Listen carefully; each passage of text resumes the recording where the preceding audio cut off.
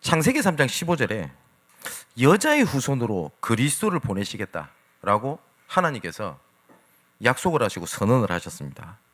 그래서 그리스도로 말미암아 그 여자의 후손이 뱀의 머리를 박살내겠다라고 말씀하셨듯이 사단의 권세는 완전히 깨어져 버렸습니다. 이미 끝났습니다. 그리스도로 말미암아. 결국은 이 사단은 자기가 영원한 지옥불에 들어갈 것이라는 것을 알아요. 그런데 할 수 있는 것이 지금은 영원히 끝나는 날은 예수께서 재림하시는 그날이고요.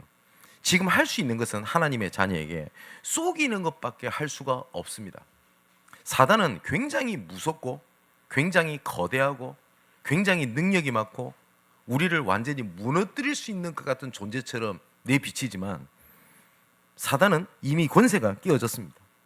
그래서 사단이 딱 하나만 속입니다. 하나만 속이면 자기는 된다라고 생각하는 게 딱 하나가 있어요. 고린도서 4장 4절에 보니까 그 중에 세상 신이 믿지 않은 자들의 마음을 혼미하게 하여 그리스도의 복음의 광채가 비치지 못하게 한다라고 되어 있거든요.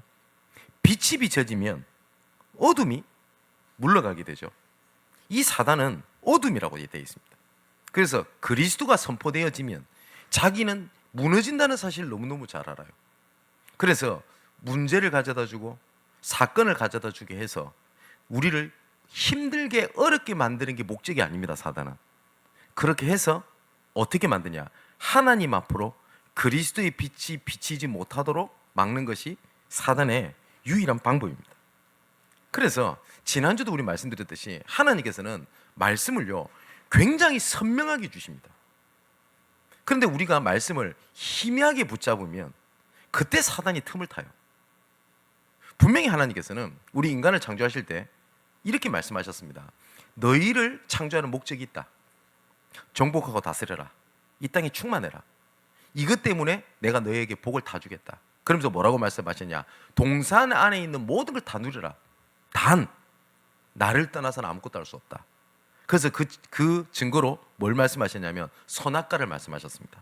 그러면서 창세기 2장 17절을 보니까 선악을 알게 하는 나무 열매는 먹지 말라.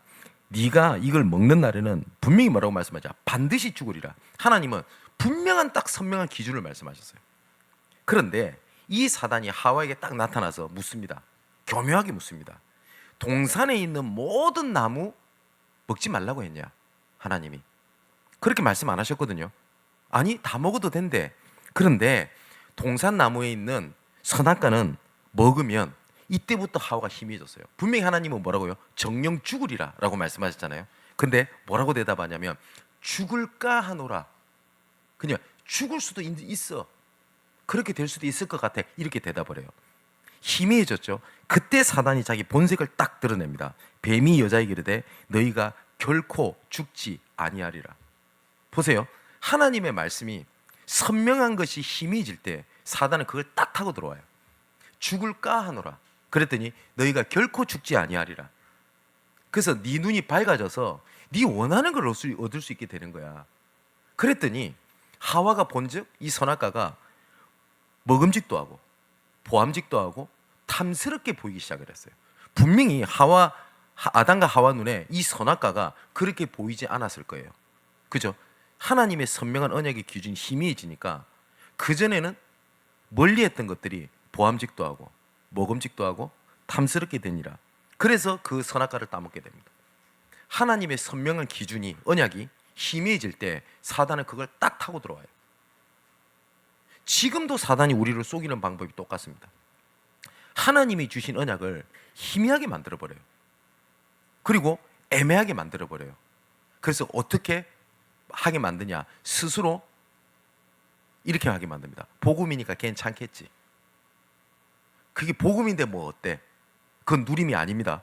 하나님은 누림을 어떻게 주셨냐, 하나님의 선명한 언약의 기준을 지킬 때 능력이 되고 그리고 누림이 되도록 만드셨어요. 하나님 안에 있을 때. 왜요? 모든 것을 정복하고 다스리라.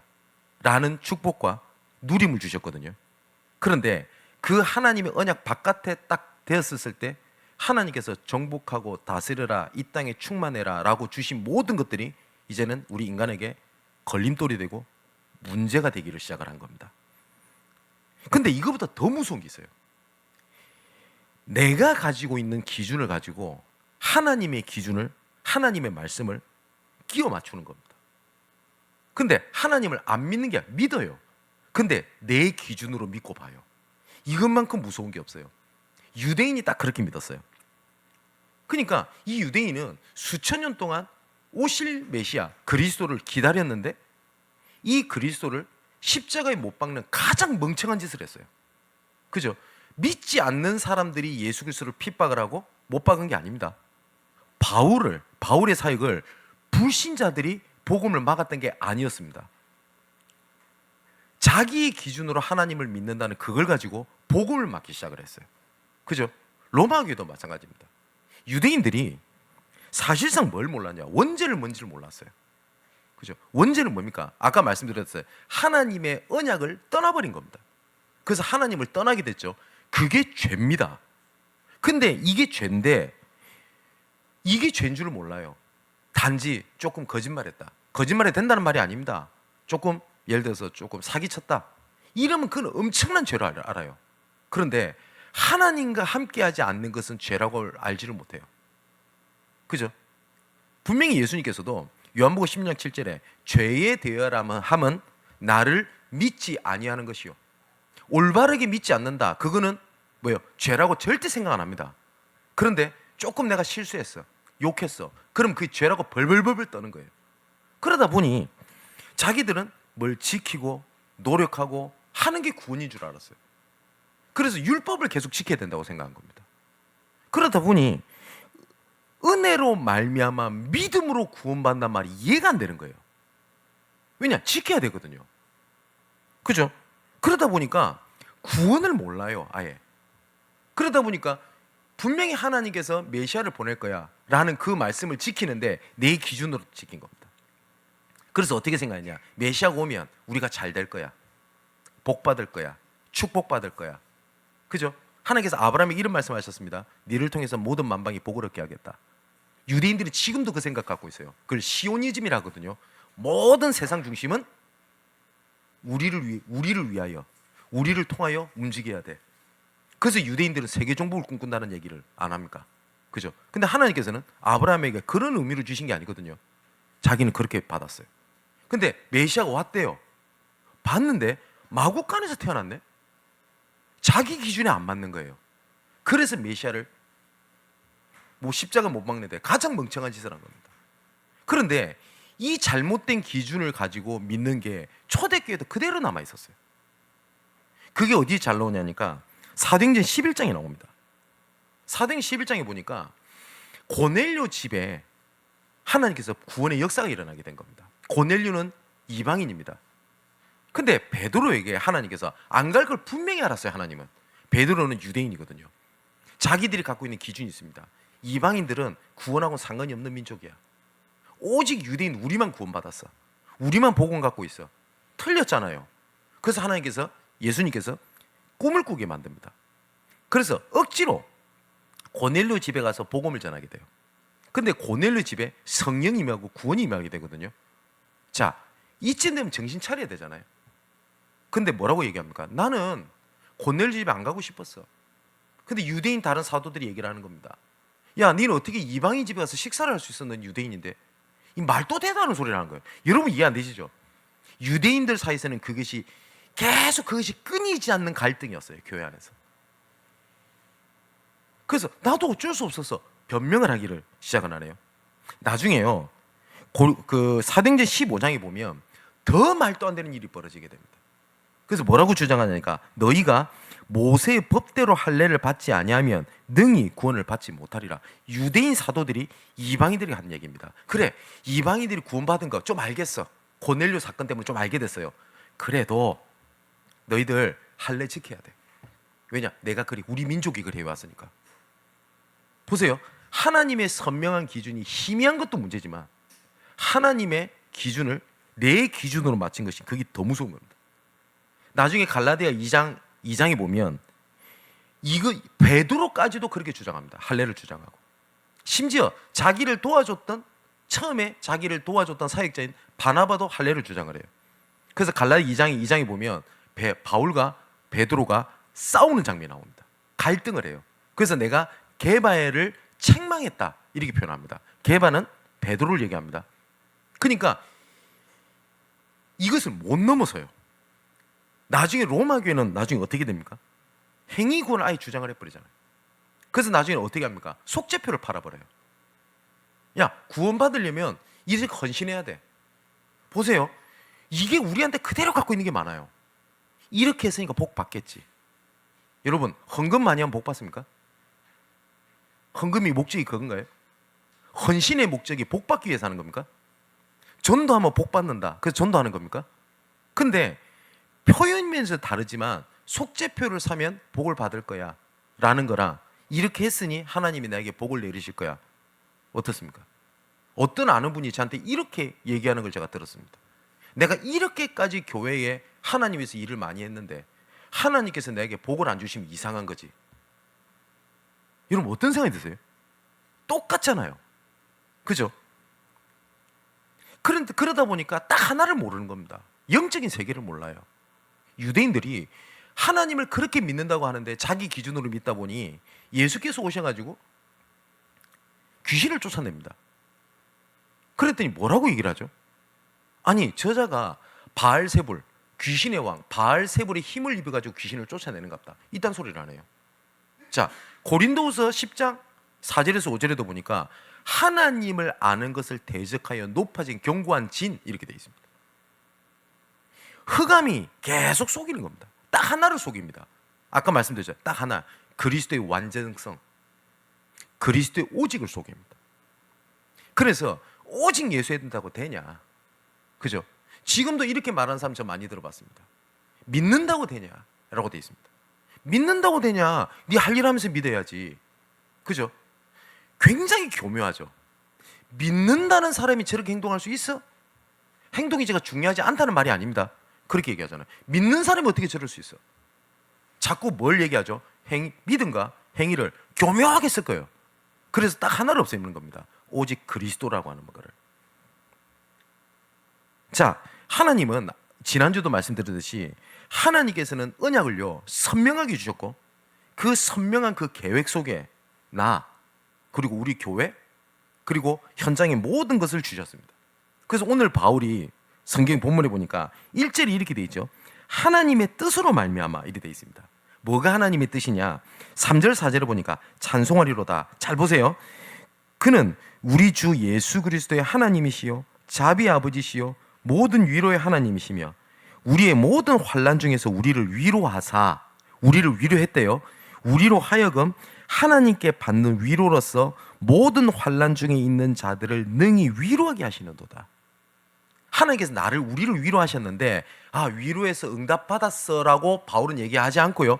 우리의 위로를 왜 주셨냐? 너희를 위로하기 위해서 하나님께서 내게 먼저 주신 거야 라고 얘기를 합니다. 그러면서 5절 6절에 그리스도의 고난이 우리에게 넘친 것 같이 우리가 받는 위로도 그리스도로 말미암아 넘치노도다. 우리가 환난 당하는 것도 너희가 위로와 구원을 받게 하려는 것이요 우리가 위로를 받는 것도 너희가 위로를 받게 하는 것이니 이 위로가 너희 속에 역사하여 우리가 받는 것 같은 고난을 너희도 견디게 하느니라.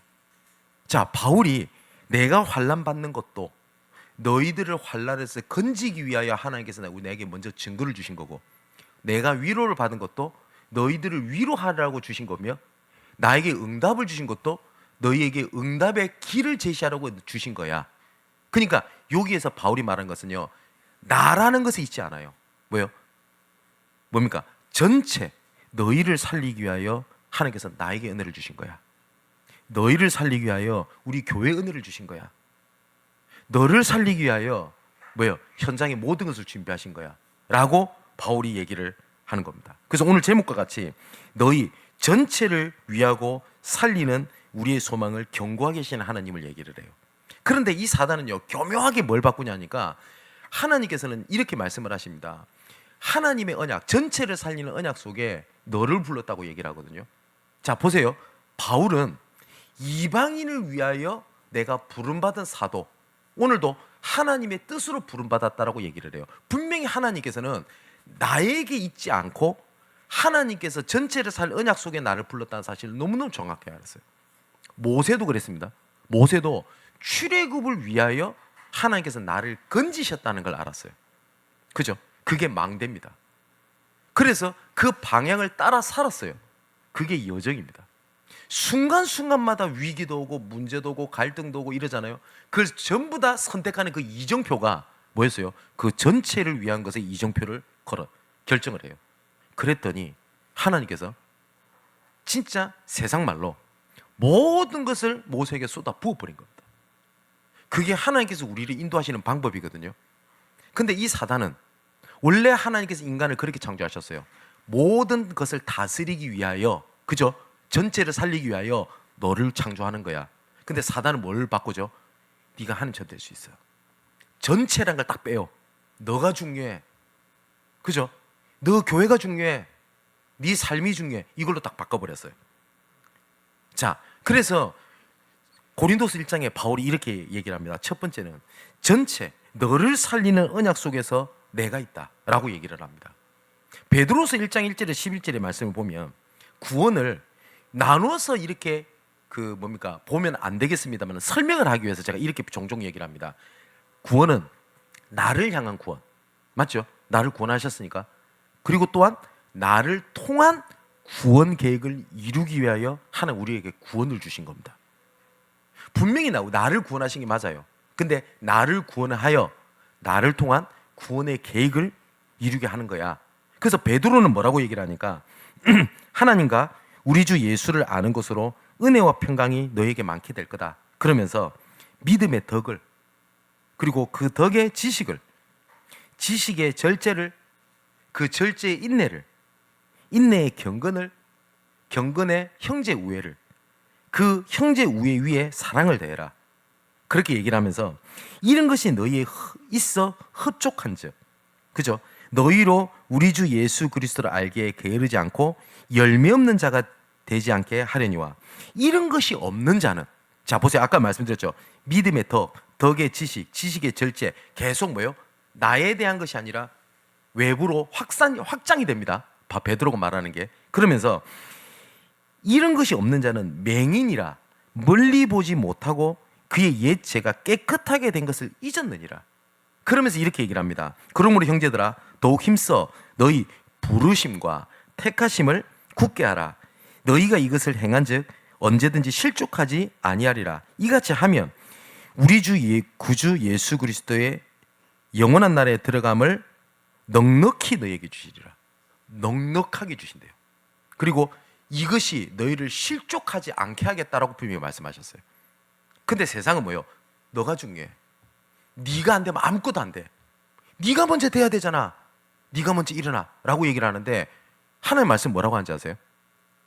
전체를 살리는 언약 속에 너가 너를 아는 것이 너를 실족하지 않게 하는 거야 라고 얘기를 해요. 그리고 로마서 11장 29절에는 하나님의 은사와 부르심에는 후회하심이 없느니라. 하나님께서 우리를 향한 후회하심이 없다라고 하는 것은 하나님께서 우리를 구원하신 것에 대한 하나님의 완전한 계획이 있어요. 하나님이 구원하셨다는 것은 하나님이 다 쓸모 있는 자로 부르셨다라고 하는 거거든요. 자, 그래서 고린도전서 15장 10절에 우리가 지지난주에 말씀 받지 않습니까? 나의 나된 것은 다 하나님의 은혜로 된 것이니 내게 주신 은혜가 헛되지 아니한다 라고 말씀하셨습니다. 근데 이 사단은요 헛되게 만들어버려요. 나 한때 청년 시절 때 은혜 받아봤어. 그때 뜨거웠어. 나 중직자도 했고 어떤 사람은 목회자도 해봤어. 전도도 해봤어. 내 다락방 심리를 해봤어. 근데 그 말은 뭐예요? 지금 안 되더라. 그래서 뭐가 딱 자리 잡죠? 그때 받은 은혜가 갖고 안 되더라. 근데 성경이 뭐라고요? 하나님 은혜가 헛되지 않다고요. 여러분 혹시 내가 지금 힘이 빠진 분 계십니까? 그때 하나님이 나에게 주신 은혜가 헛되지 아니한다. 그래서 고린도후서 6장 1절 2절에 그러므로 하나님의 은혜를 헛되이 받지 마라. 하나님의 은혜를 헛되게 하지 마라. 지금이 보라 지금이 은혜 받을 만한 때요. 보라 지금이 구원의 날이다 라고 말씀을 하셨습니다. 또 빌립보서 1장 3절 7절을 보니까 첫날부터 지금까지 복음을 위한 일에 너희를 하나님이 참여하게 하신 거야. 그래서 너희 안에서 그 하나님의 놀라운 계획을 시작하신 이가 마지막 날까지, 마지막 그리스도 예수의 날까지 이루실 줄을 우리는 확신한다. 하나님께서는 분명히 그 계획을 가지고 나를 부르셨어요. 혹시 우리 사랑하는 성도 여러분, 내가 지금 힘들다라는 것 때문에 나부터 살아야 돼, 내가 어떻게 돼야 돼 라고 혹시 그걸 향해서 달려가시는 분들, 아까 베드로가 얘기했던 것처럼 뭐라고요? 이렇게 하는 것, 이런 것이 없는 자는 맹인이라 멀리 보지 못한다고 얘기를 하시거든요. 근데 전체를 살릴 언약 속에 나라고 하는 것을, 언약을 붙잡는 것이, 이것을 행한즉 언제든지 실족하지 아니하리라. 실족하지 아니하는 하나님의 선명한 언약과 기준을 붙잡게 되기를 주님의 이름으로 축원을 드립니다. 교회도 마찬가지입니다. 두 번째는 전체를 살리는 언약 속에 있는 우리 교회입니다. 교회는요, 할 게 굉장히 많아요. 여러분 그냥 예배 그냥 드리시는 분들은 그냥 드리시는 것 같죠?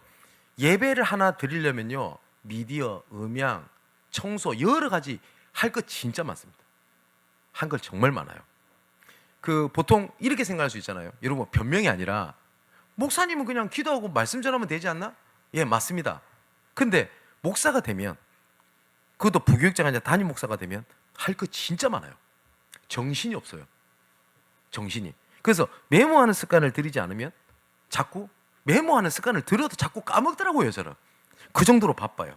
그런데 되게 할 일이 많은 것처럼 보이죠. 그런데 방향은 딱 하나로 정해져 있습니다. 우리가 아니라 뭐요? 전체를 살린 언약의 방향입니다. 그래서 그 선명한 기준을 지킬 때 그게 우리 양문교회의 능력이 되고 양문교회의 누림이 됩니다. 그래서 제가 내일 되면 필리핀에 선교 때문에 좀 다녀오게 될 겁니다. 이번에 다녀오게 되는 이유가 선교사님을 조금 우리 렘넌트를 좀 돕기 위해서 들어가게 되는데, 여러분 지금 어떤 목적 선교라든지 이렇게 하시는 분들 계시지 않습니까? 그러면 진짜 부탁을 드리겠습니다. 뭐냐니까, 저는 담임 목사다 보니까 여기저기서 연락이 오는 게 많습니다. 그래서 어떤 선교사님이나 도와달라라고 올 경우가 있습니다. 그때 뭐 다 도와주면 좋겠죠. 돈이 없어서 그렇다는 게 절대 아니고요. 혹시나 내가 저분이랑 좀 친하니까 내가 좀 돕고, 저분이랑 조금 관계가 틀어졌어, 그럼 끊어버리고. 그게 선교입니까? 저분이 조금 마음에 들었어, 돕고, 조금 이분이 조금 내 마음에 안 드는 부분이 좀 마음에 안 드는 부분이 있네, 끊어. 그게 선교입니까? 제가 친한 친구 목사가 미국에 있습니다. 근데 처음에 가서 미국의 LA 지역에서 개척을 했어요. 그래서 어렵겠죠. 그래서 연락이 왔습니다. 도와달라. 그러니까 우리 교회 선교하는 목사님으로. 그래서 제가 그때 이런 얘기를 했습니다. 나랑 가장 친한 친구이기 때문에 이것 때문에 도와주고 이것 때문에 안 돕고 그렇게 되면은 그건 선교가 아니지 않냐. 그죠? 내가 개인적으로 너한테 매달 내가 너를 돕겠다고. 그죠? 그러니까 친한 친구로 주는 건 아니면 용돈이고 선물이잖아요. 얼마든지 할 수 있어. 근데 선교사로 파송하는 거는 기도하자 그랬어요. 그래서 저희 교회 지금 돕는 선교사님 중에서 저랑 친하고 저랑 뭐 어떻게 해서 돕고 하는 선교사님은 아무도 없습니다. 우리가 지금 지금 녹화되고 있으니까 그 나라를 말 못하겠네요. 시국에 계시는 우리가 돕고 있는 우리 선교사님은 제 후배 목사님이십니다. 근데 너무 귀한 분이에요. 근데 이분은 안 받아요. 그래서 우리 교회에서 선교비를 보내지 않는 유일한 선교사님이거든요. 안 받아요. 안 받는 이유 딱 하나예요. 그 선교사님도 정확한 기준이 있어요. 뭐라고 얘기를 하냐, 제 개인적으로 저한테 형님이라고 합니다. 형님, 제가 형님께 선교비를 받으면 제가 하나님을 의지하지 않고 형님의 교회와 형님의 손과 형님의 눈치를 보게 될 것 같습니다. 기도만 해주십시오. 여러분, 뭐가 맞나요? 근데 이번에 우리 돕고 있는 우리 이멜다 선교사님, 우리 자녀 학비 문제가 좀 생겼어요. 그래서 끊어지게 된 겁니다. 그래서 제가 하나님 앞에 엎드렸어요. 어떻게 해야 되지? 그러고 있는데 어떤 한 사람이 나타났어요. 그래서 제가 기도하는 중에 있으니까 얘기할 거 아닙니까? 그래서 돕겠다라고 얘기가 나온 겁니다. 그래서 똑같이 얘기해 줬어요. 저를 좋아해요, 그분이. 우리 교회 사람은 아닌데 여의도에 직장 생활하고 자녀 문제 어려울 때 많은 것도 아닙니다. 조금 제가 도와줬을 뿐이에요. 너무 저를 귀하게 생각을 해요. 감사할 일이죠. 나를 좋아하기 때문에 도울 것 같으면 처음부터 하지 마라 그랬어요. 그럼 내가 조금 섭섭하고 내한테 좀 실망하면 손교 끊겠네? 그거 손교 아닙니다. 그래서 이 친구 웃으면서 뭐라 하냐니까, 목사님 제가 그렇게 한 걸 봤습니까? 안 봤지.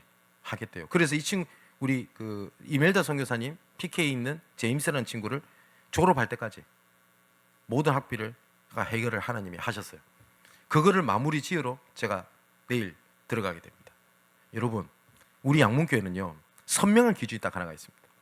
오직 복음만 말하고, 오직 복음만 붙잡고, 오직 복음만 증거했더니 나머지는 하나님 책임지시더라. 아니 목사님 복음만 말하면 됩니까? 그래도 교육도 시켜야 되고 잘못된 거 지적도 하고 뭐 해도 해야 되고 뭐도 해야 되고, 그 얘기 진짜 많이 듣습니다. 저는 그 모든 게 그리스도 안에 있다고 저는 믿습니다. 자, 전체를 살리는 언약 속의 교회라는 그 말은 바울이 고린도전서 9장에 그렇게 얘기를 합니다. 내가 권리가 없겠냐? 그죠? 근데 그 권리를 나는 쓰지 않는다. 이유는 딱 하나입니다. 너희 교회를 살리는 것에 장애가 되지 않기 위함이야 라고 얘기를 합니다. 바울은 내 권리를 가지고 난 이후에 교회를 살리는 것이 아니었어요. 그죠? 그래서 뭐라고 합니까? 나는 복음을 위하여 모든 걸 할 수 있고 복음을 위해서 모든 걸 안 할 수 있어. 이것으로 내가 복음에 참여하기 위함이다 라고 했습니다. 복음의 구경꾼이 아니라 나는 참여하기 위함이야. 자, 그러면서 골로새 1장 24절부터 29절에 보니까 나는 이제 뭐라고 하냐, 나를 위하라고 안 합니다. 너희를 위하여 받는 괴로움을 기뻐하고. 이상하잖아요. 많은 사람은 뭐라고 합니까? 교회 가면 힘들어. 저 사람이 나를 힘들게 해. 뭐 때문에 알고 뭐가 시험 들고 그러는데, 바울은 너희를 위하여 받는 괴로움을 내가 기뻐하고 뭐라고 하냐, 그리스도의 남은 고난을 그의 몸된 교회를 위하여 내 육체에 채워놓으라. 그러면서 이렇게 권면합니다. 하나님이 너희를 위하여 내게 주신 직분을 따라. 바울도 직분, 사도된 직분도 뭐라고 하는지 압니까? 하나님이 너희를 위하여 내게 하나님 사도된 직분을 주신 거야. 바울은 모든 기준이 그랬어요. 그죠? 우리 장로님들, 장로님으로서 분명히 하나님의 축복이 예비되어 있을 겁니다. 근데 그 축복이 어디서 있냐? 너희를 위하여 하나님이 내게 주신 직분입니다. 그죠?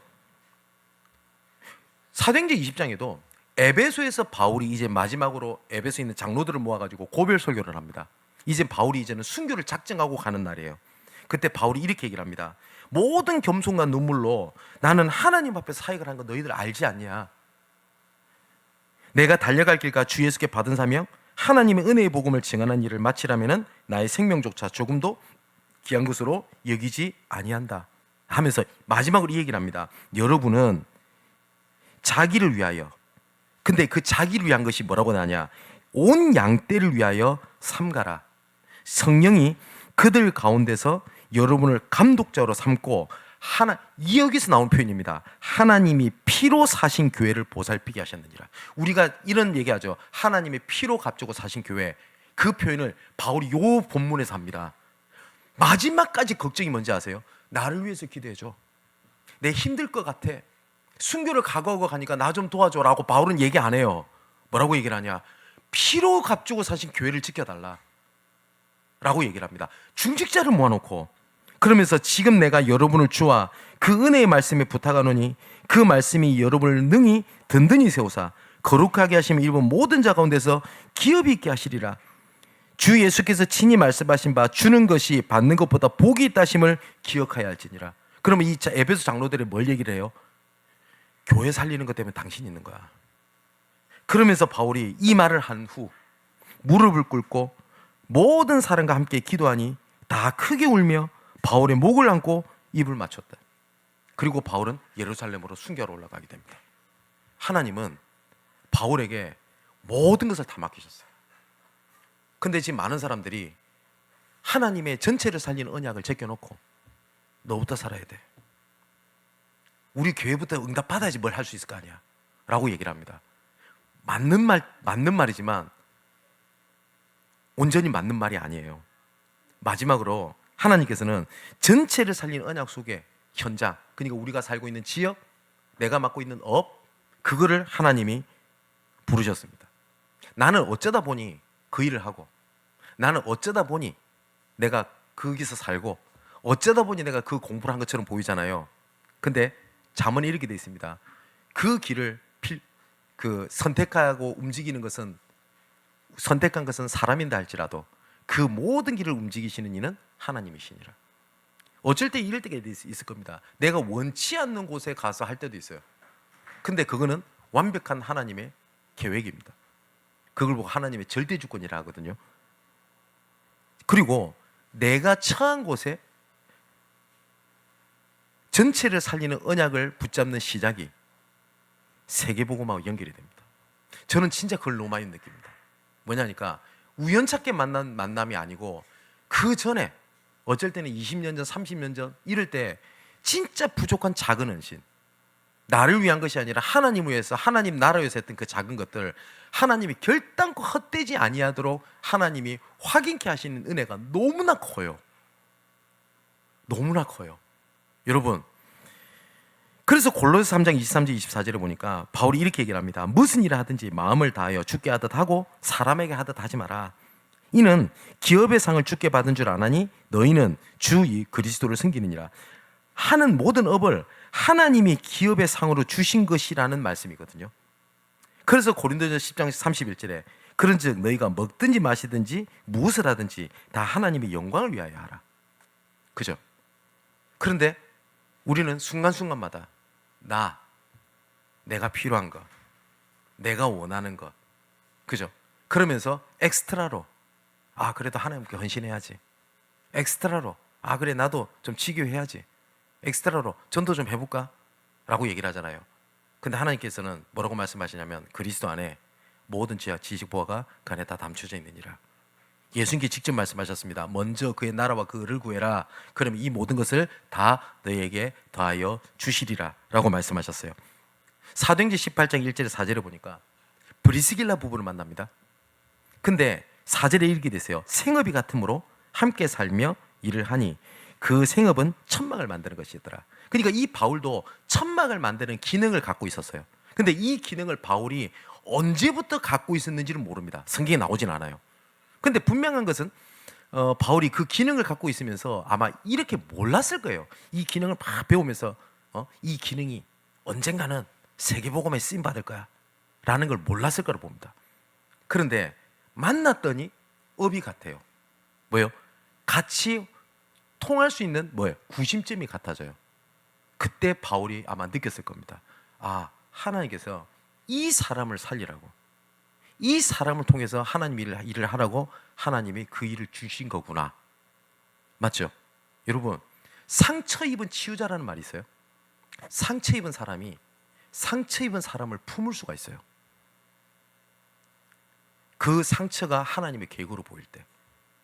그죠?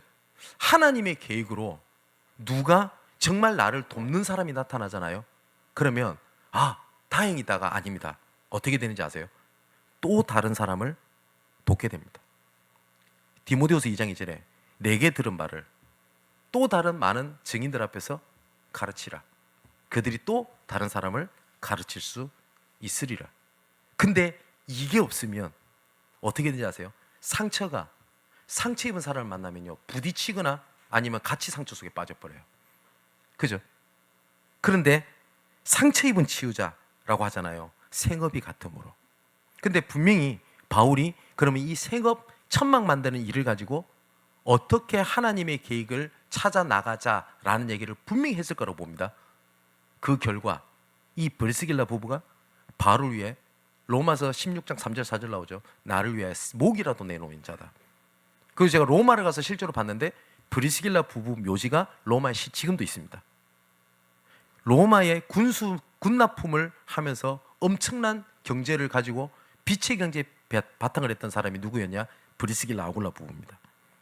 또 느헤미야 2장에 보면 우리가 알자 아닥사스다 왕의 술 맡은 관원장의 고위 공직자입니다. 근데 성경이 뭐라고 되어 있냐니까 왕의 신임을 받던 느헤미야입니다. 그러면 느헤미야는 그걸로 감사하다, 축복받았다, 잘 살면 돼요. 근데 느헤미야는 그 왕의 신임을 하나님께서 예루살렘 성벽을 재건하는 것으로 배경을 삼습니다. 여러분 직장 생활에서 여러분 이런 사람들 얘기 많이 들어요. 불신하지만 나를 좋아해. 감사할 일이죠. 나를 좋아하는 것이 그러면 뭘로 봤다고요? 느헤미야는요. 저 사람을 통하여 하나님의 계획을 이루게 하는 방법이야. 에스더도 그렇게 얘기를 합니다. 에스더는 포로된 자 중에 여왕이 된 사람이에요. 그죠? 그런데 하만이라고 하는 인간이 모든 이스라엘을 멸절하는 날을 딱 정해놨어요. D-Day를 정해놓은 겁니다. 다 죽여버리겠다. 그때 에스더가 깨닫는 겁니다. 이스라엘 백성 전체를 살리라고 이때를 위하여 준비함이 아니겠냐. 이때를 위하여 나에게 업을 준 게 아니겠냐. 이때를 위하여 나에게 하나님 기능을 주신 게 아니겠냐. 그 잡았잖아요. 근데 그 이스라엘 전체가 멸절하는 그 날이 이스라엘을 구원하는 불임절로 바뀌어버립니다. 재앙이 축복의 날로 바뀌어버립니다. 이때를 위하여 준비하면 아니겠냐. 전체를 살린 언약 속의 현장, 이때를 위해서 준비하면 아니겠냐. 한 사람한테 예를 들어볼까요? 창세기 35장에 보면 브살렐과 오홀리압이라는 사람이 있습니다. 이 사람은요 좀 예술 계통 쪽에 조각을 하는 기능을 갖고 있었던 사람입니다. 이 사람에게 하나님 뭐라고 말씀하시냐면 하나님의 영을 그에게 충만하게 하여 지혜와 총명과 지식으로 여러 가지 일을 하게 하시되 금과 은과 노소로 제작하는 기술을 고안하고 보석을 깎아 물리며 나무를 새기는 여러 가지 정교한 일을 하게 하셨다라고 기록되어 있어요. 근데 성막을 만들고 하는 일에 여러분 브살레가 오홀리압 도대체 이런 사람이 성경에 있었나? 라는 생각이 드시죠? 근데 이 사람이 성막을 움직이는데 제일 중요한 역할을 했던 조각가 예술인이었어요. 그럼 하나님께서는 이 사람 기능을 무엇 때문에 전체를 살린 언약 속에 지역 그 사건을 허락하신 겁니다. 마지막으로 이제 결론을 맺으려고 합니다. 9절부터 한번 보시죠. 우리는 우리 자신이 사형 선고를 받은 줄 알았으나, 그죠? 왜냐하면 바울은 굉장히 어려운 일을 많이 당했어요. 이것은요. 근데 우리는 사형 선고를 받은 줄 알았습니다. 내가 죽을 것 같습니다, 목사님. 나는 어떻게 했습니다. 나는 이제는 도저히 힘이 없어요. 아무것도 못 하겠어요. 라고 하는데 바울은 뭐라고 하냐? 우리로 자기를 의지하지 말고 오직 죽은 자를 다시 살리시는 하나님만 의지하게 하렵니다. 뭐죠? 오직입니다. 제가 지난주에도 말씀드렸죠. 하나님은 자기 자신에게 오직 하는 사람에게 자기 자신을 드러내십니다. 시쳇말로 어려울 때 부처님도 믿고 공자도 믿고 소크라테스 믿고 예수도 믿고 했더니 누구든지 좀 도와줬으면 좋겠다. 그런 사람에게 하나님은 절대 자기 자신을 나타내지 않습니다. 왜냐? 하나님은 내가 너희의 구원자다. 나는 스스로 있는 자다. 세상에 나만한 신이 없다라는 걸 알리시기 위하여 오직 하는 자에게 나타내십니다. 그죠? 그걸 알기 때문에 사단은요 오직을 못하게 해요. 믿는다고 되냐? 이것도 해야지.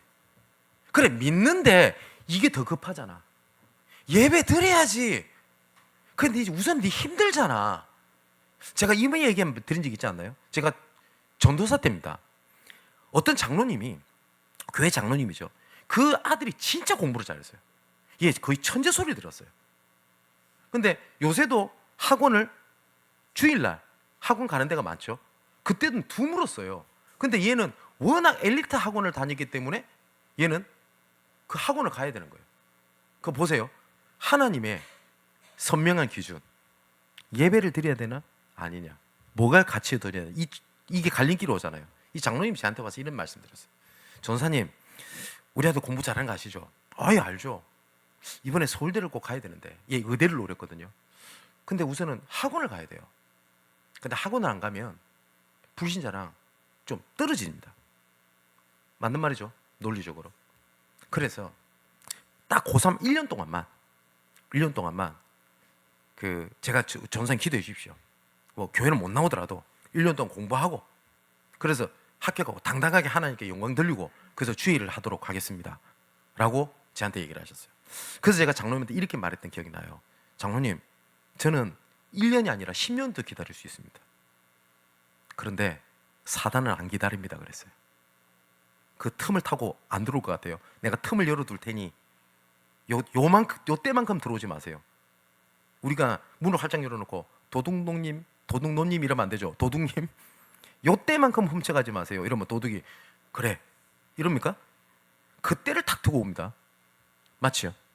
여러분, 오직이랑 타협하지 마십시오. 그래서 지난주 말씀처럼 하나님의 선명한 기준을 지킬 때 그때 능력이 되고 그게 누림이 돼요. 그래서 이런 이야기 들었잖아요. 자유인데 뭐 어때? 마음대로 살아야지. 그거 자유 아닙니다. 자유는 지킬 때 능력이 됩니다. 그리고 그게 누림이 됩니다. 아무 때나 살면 돼. 뭐 군대 갈 친구들 많잖아요. 이 자유민주주의 국가에서 왜 나라에서 군대를 오라가라 말아야 자유인데면 내가 가든지 말든지 알아서 해야지. 왜? 그것도 자유예요. 그 순간 저 북쪽에 있는 뚱뚱한 친구가 쳐들어 내려와요. 그럼 끝이에요. 자유는 지킬 때 능력이 됩니다. 지킬 때 누림이 됩니다. 그게 오직이고요. 두 번째는 10절에 이렇게 돼 있죠. 그가 이같이 큰 사망에서 우리를 건지셨고, 과거입니다. 건지셨고 또 건지실 것이며 오늘입니다. 그 이후에도 건지시기를 그에게 바라노라. 이 말을 불신자들이 알아듣겠습니까?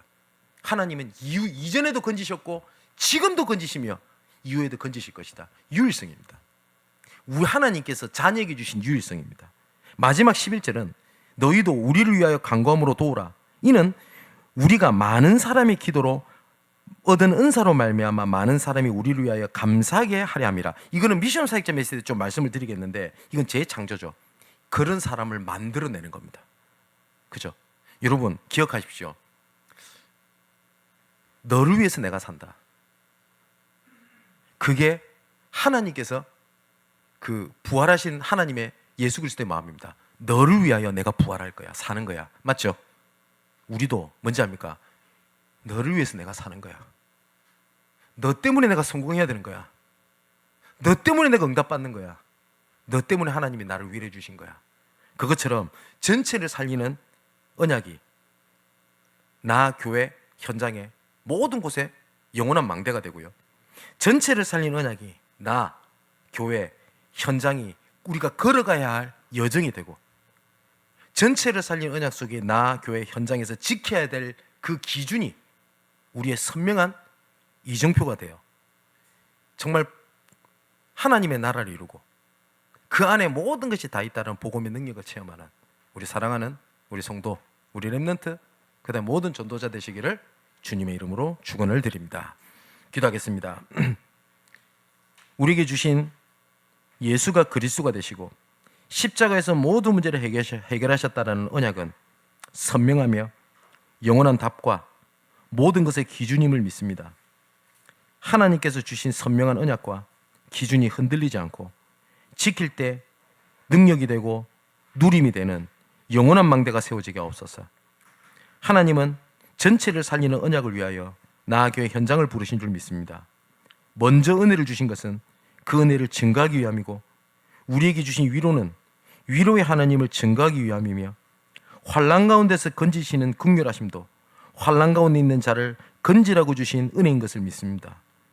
오직 복음만 말하고 오직 복음만 전하고 오직 복음만 증거했더니 모든 것을 하나님이 책임지셨다는 증거를 얻고 보이는 교회가 되게 하옵소서. 우리가 흩어진 지역, 하고 있는 업, 그것들을 통하여 전체를 살릴 증거와 발판이 되어 지교의 축복과 빛의 경제가 회복되게 하여 주옵소서. 아버지 하나님, 나도 모르게 예수 그리스도 이름보다 높아진 세상의 이론과 방법, 소망이 견고해져 있는 우리의 우상을 무너뜨릴, 그리고 그 우상들을 태우실 성령의 충만함을 이 시간 허락하여 주옵소서.